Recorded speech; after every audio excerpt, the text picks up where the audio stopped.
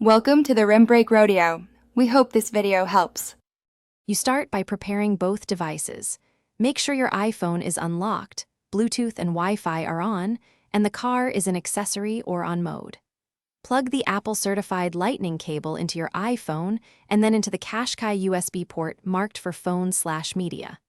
Once connected, the head unit often prompts for permission, except on both the car screen and your phone. This establishes the initial data link required for wired CarPlay and allows the system to recognize the phone for the next. Once the car recognizes the phone, select Apple CarPlay from the Qashqai menu. Some models label it smartphone connection. The head unit may ask to pair via Bluetooth first. Approve that and then accept the wired CarPlay prompt on your iPhone. Make sure to grant permissions for contacts and messages if you want hands-free calling and texts. Then, on the iPhone, go to Settings, General, CarPlay, pick the Qashqai and arrange app icons. This controls what appears on the car screen when CarPlay is active.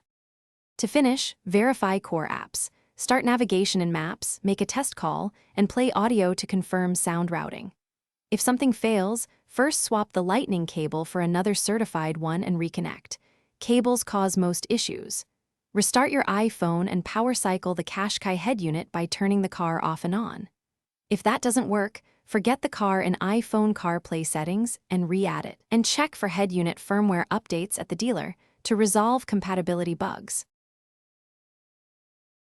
Thanks for watching. Consider subscribing if we helped you.